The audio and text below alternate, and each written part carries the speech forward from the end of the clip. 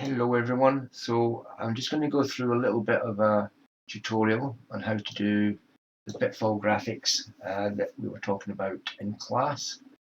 I'm going to do Pitfall Harry.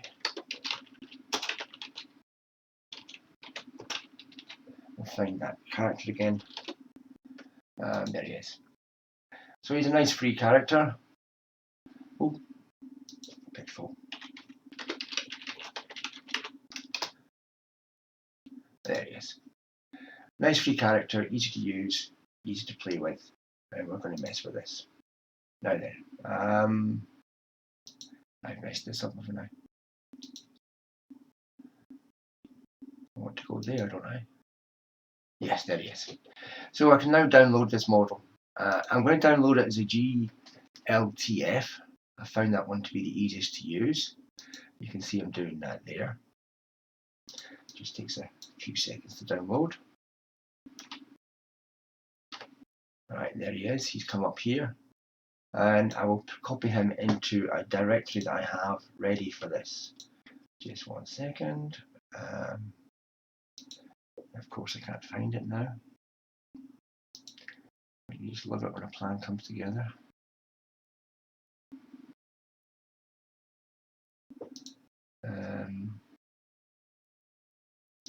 There, cut that down. Right, so I've got this Pitfall directory that I was going to use. Here we go. It's a blank directory. So I'm just going to copy the Pitfall that I just downloaded, the Harry rather, that I just downloaded, to that folder so that you can see what I'm going to do with it. Oh, of course I am.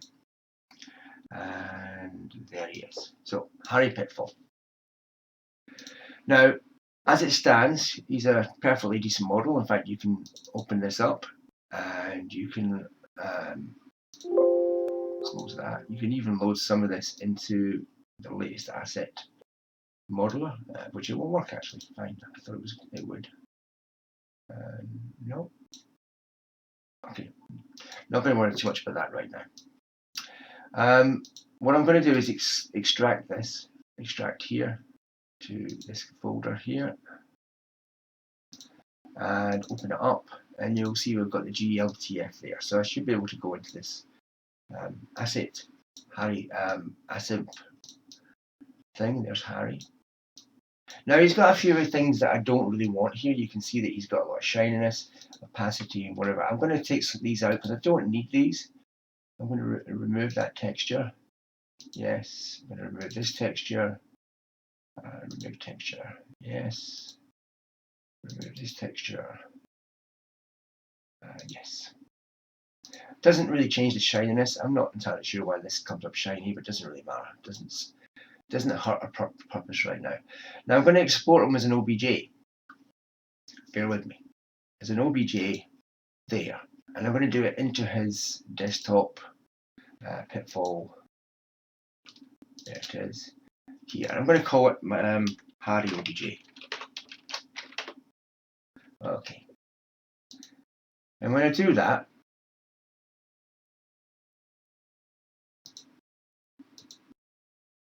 it gives me these. It gives me the Harry OBJ files, and more importantly, it gives me a material file. Now the material file is looking for base color, face color, whatever. And these are in here.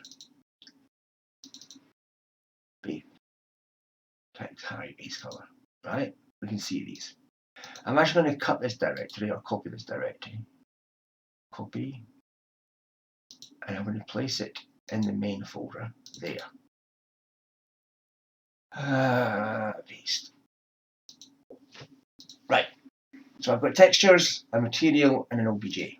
If I run that and load that into my asset viewer, which doesn't mind OBJs, it should show up as a very simple OBJ, and it didn't, of course, because I'm an idiot. I'm trying to load the material.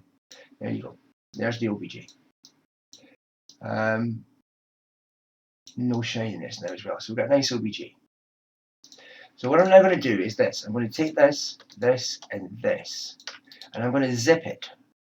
I'm going to make a zip file of it to add to archive.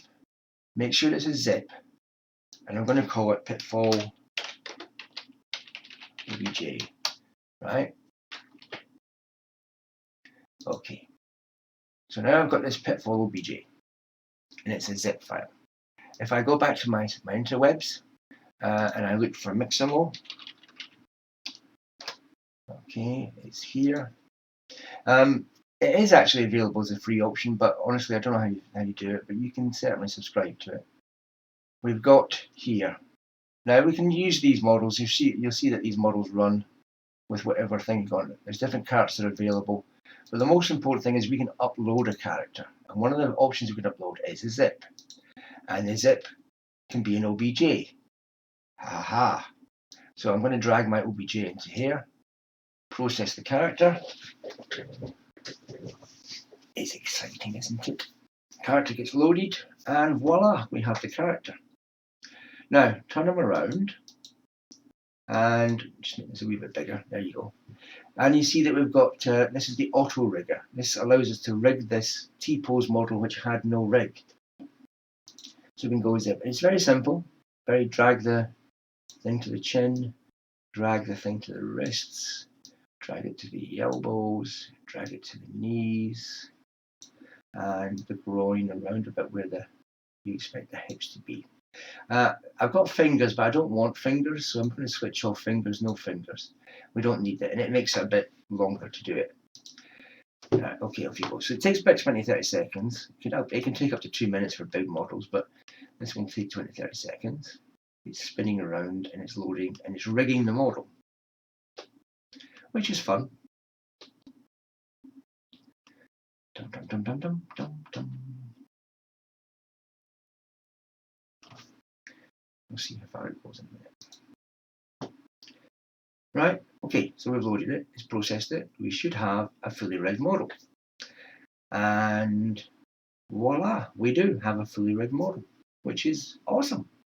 So if I accept that model and proceed with that, you'll find now that all the animations that we have here will work with a Pitfall Harry. And if we look for the run animations, which is the one we probably most want to use, we've got running animations here, some weird ones, but we'll just do some straightforward, simple ones. There you go, there's running. And that's the running animation, which we'll do in place. That's a lovely animation. You can make small changes to things. You can make it faster, slower, if you want to do that. But ultimately, you're making an animation sequence. We can download this as an FBX with skin, so that we keep the actual object. And we're going to leave it where it is. We won't reduce the keyframes. As an FBX, if you like, in my case, I think I'm finding that the DAEs are quite useful because the Learn OpenGL content mostly use DAE, so you should be able to figure out how to use that.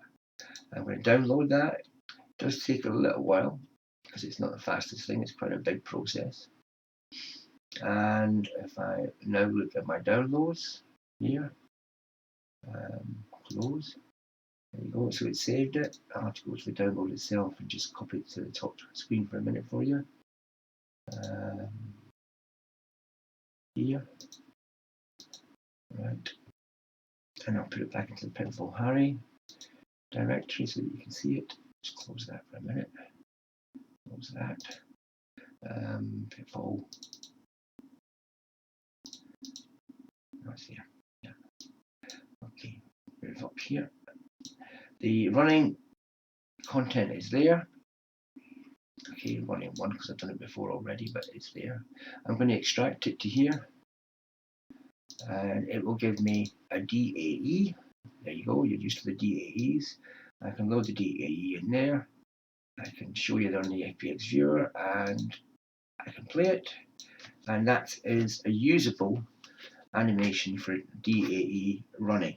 And you can do as many objects as you want. You can load that into your script system that's using DAEs and your Raspberry. Okay, everyone. I hope that's useful. I certainly was quite impressed when I was playing with it. Bit fiddly, but a few things to go, and occasionally some brick walls, but you just jump over the brick walls and figure out what's going wrong. And once you figured it out, you optimize and make it a simple process. So GLTF, simple systems, they work. Pull it into OBJs.